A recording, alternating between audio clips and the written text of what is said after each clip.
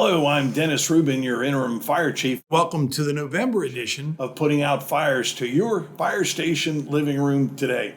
As always, we have a couple of great guests that'll appear on the various programs to give you some information about where our fire department is at, what's going on, what's news, what's hot, and what's not.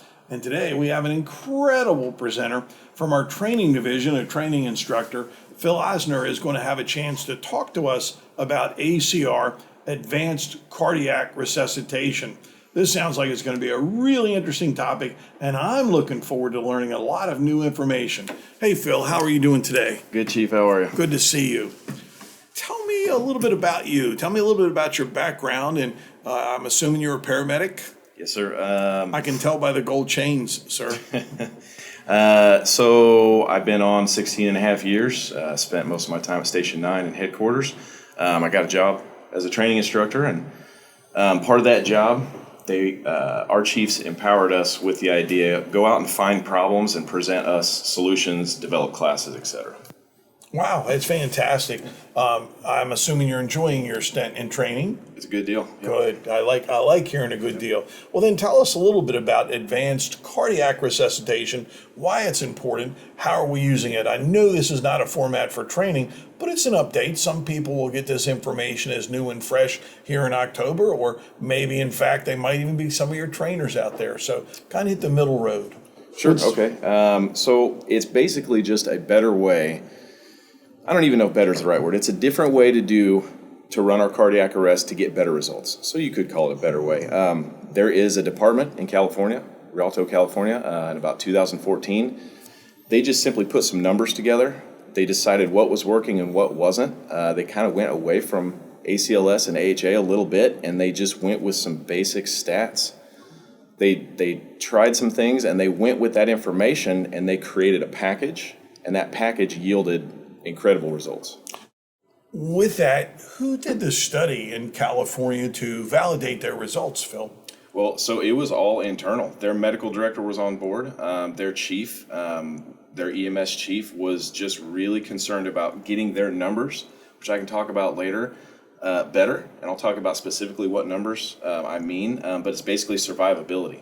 So they wanted their survivability to be better than the average, and so they just went about it. They attacked it from that angle. They decided we're going to do these 3 things, these 4 things in a row, and we're going to see if that constitutes a better result. It's amazing to see the improvements that have occurred in emergency medicine over the years, and this sounds like the next big step up. I believe so. We're looking at almost 60 departments nationwide that have taken on ACR. We're one of the bigger departments that actually decided to go out there and do it. We've got Lawrence down the road that's been doing it for about 4 years. Omaha has been doing it for a couple years. Chicago, a suburb of Chicago is doing it, and all similar results. Wow, that's incredible. I take it we're managed and oversight by Dr. Allen. Does he play a part? Absolutely. When I pitched this program to him, he couldn't have been more excited because it was a lot of the trends he had already been seeing.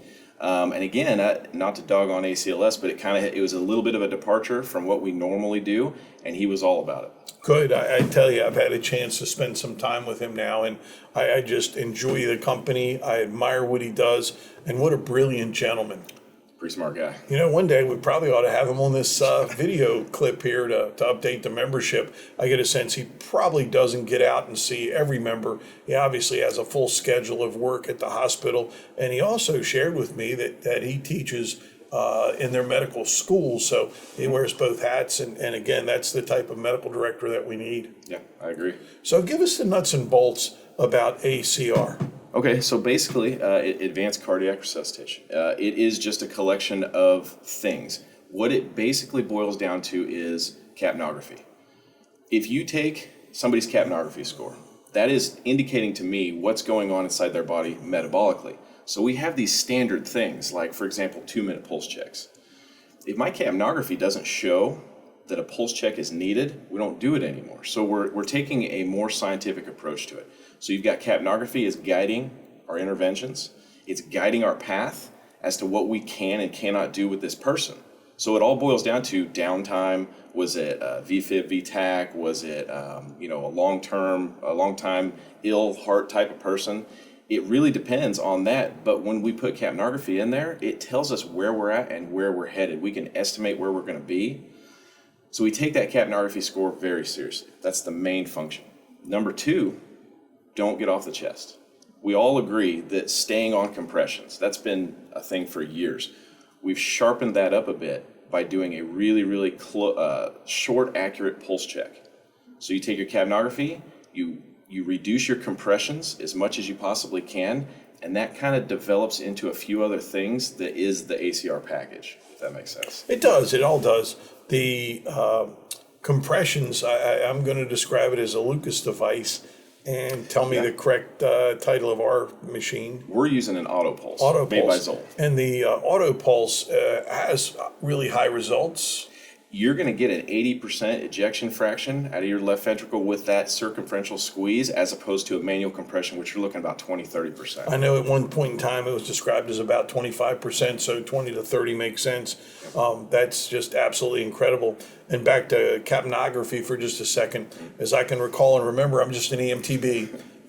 35 to 45 is what we're trying for. That's what we're shooting for. That's exact. Well, when you say shooting for, you are correct. That's what we walk around at. It's 35 to 45. You can have a capnography that's way high. You can have capnography that's really low. So shooting for might not be the best way to say it, but instead we have these benchmarks now. For example, if I want to terminate a resuscitation in the field, it has to be below 15 and trending downward. Another great thing is we discovered that if you shock somebody in VFib and pulseless VTAC above 20 ETCO2, you have a 73% chance of converting that rhythm. Wow. As opposed to a 9% chance if you shock them below that. Wow. So that's a huge, it's just putting stats together. It's nothing extremely intelligent. It's just basic stuff that Rialto put the work in to come up with those numbers. The information that we collect that goes up to Dr. Allen, then where does it head? Does it go to a national database? Is there someone doing this program, taking a look at it nationwide, worldwide? So you have something called, yes, there is a nationwide program. We don't participate in it right now, but they collect data for all these cardiac arrests nationwide. I can tell you our national averages for a lot of things and where we're at. So for example, the national average for return of spontaneous circulation is about 25%, and that's just the departments that are reporting to this agency. However, we can estimate around 20-25%. In the month of June and July, I'm happy to report that we're at 35% for our return of spontaneous circulation. Wow, ROSC at 35% is pretty amazing. And June 1 is when we started this program. So the last 2 months, we're already above, and our neurologically intact patients leaving the hospital, that's what we're really concerned about. That's the entire goal of ACR, is to let people walk out of the hospital neurologically intact, because we didn't destroy their brain by doing things incorrectly, and that is 14%, and the national average is 5.5%. Wow, that's so exciting, and again, I feel like I'm learning more than any other time I've had a chance to sit down and chat with our people. Compare ACR to pit crew CPR. Is there any similarities? I'm not real familiar with pit crew CPR. Pit crew came out about 5 or 6 years ago, and I cannot remember which department developed it, but the idea was it took 6 people, and everybody had a role, and one person was the incident commander.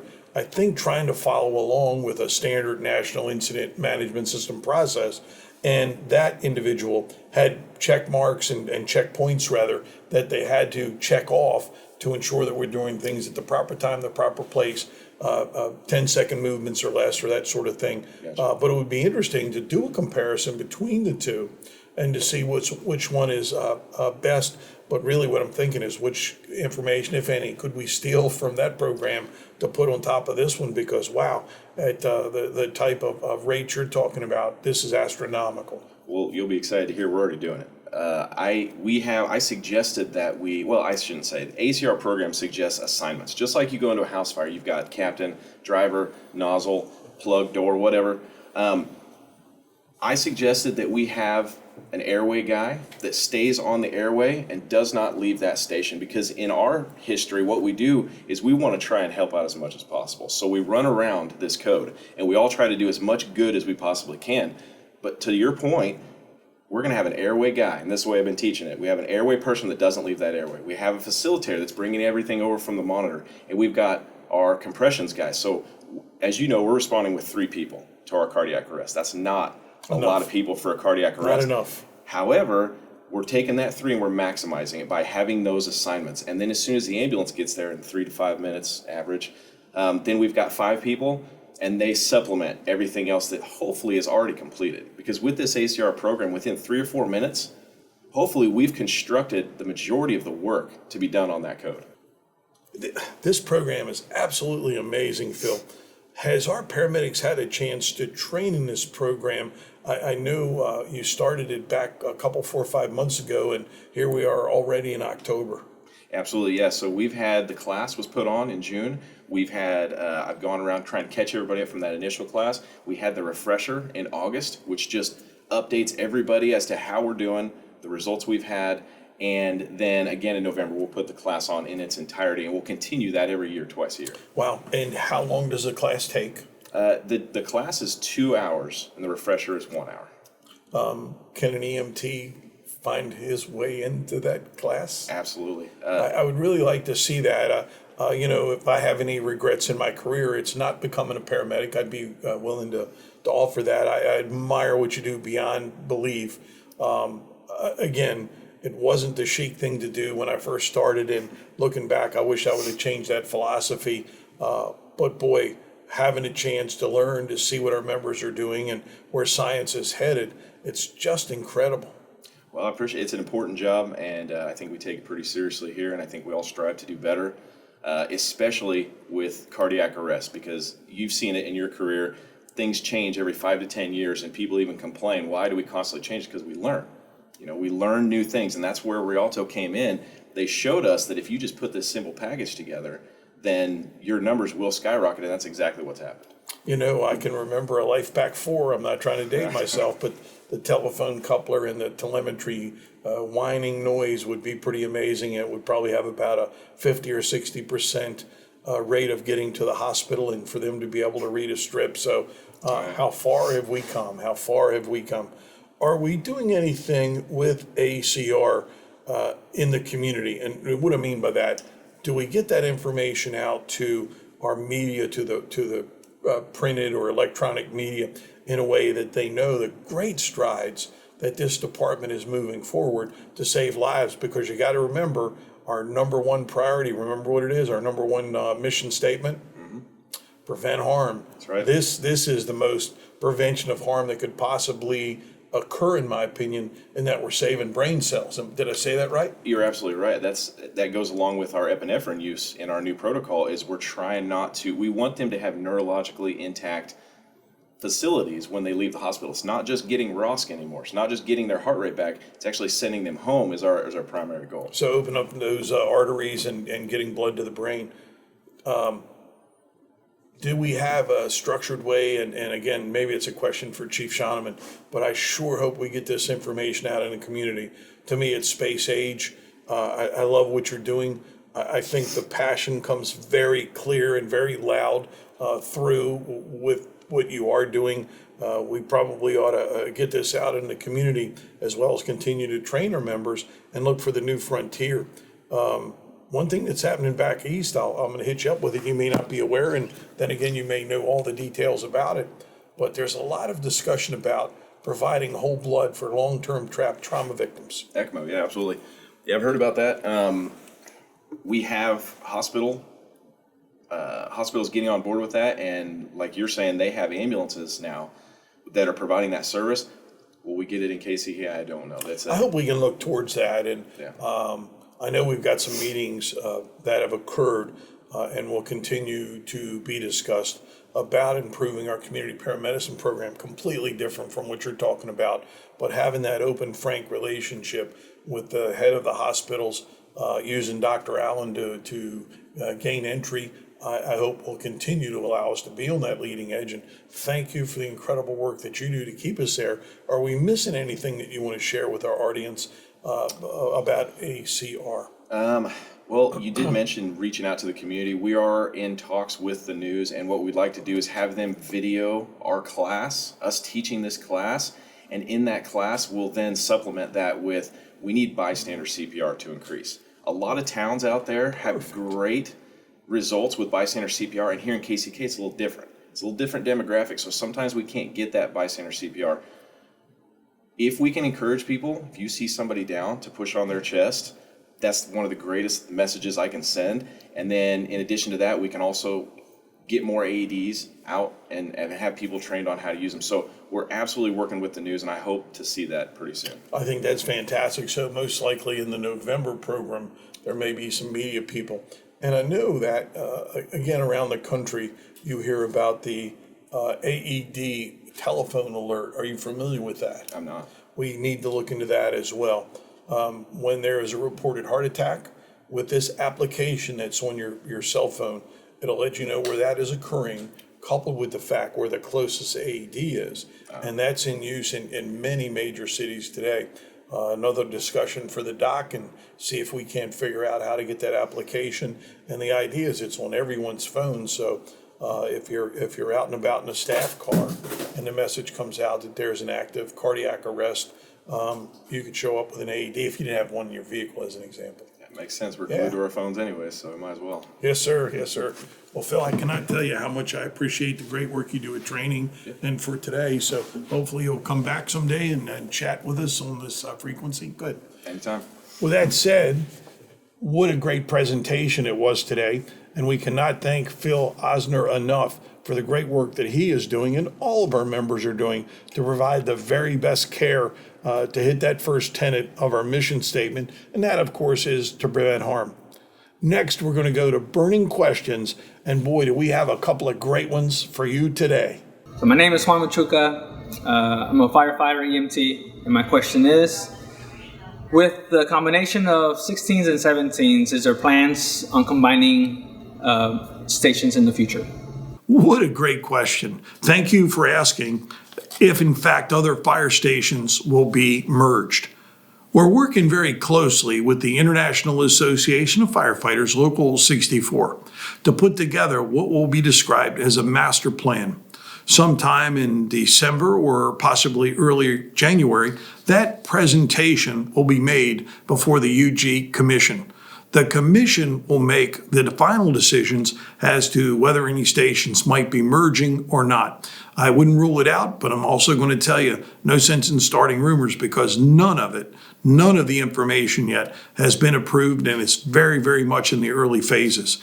It looks like with Station 16 opening and soon Truck 17 going to go in service, that it's going to be a great transition. So I'm hoping that you're doing well along with everybody at Pumper 3 on the second shift. Thanks, Juan.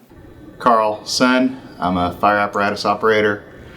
My question, Chief, is there any plan in the works to fix all the deferred maintenance and repairs at our stations? My, oh my, have we kicked that can down the road?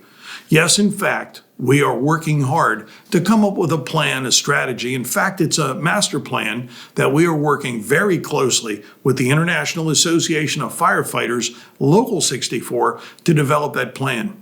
The plan's going to include remodeling fire stations as well as rebuilding some of the fire stations. Without a doubt, we have a significant amount of problems to deal with and a limited amount of resources, meaning money.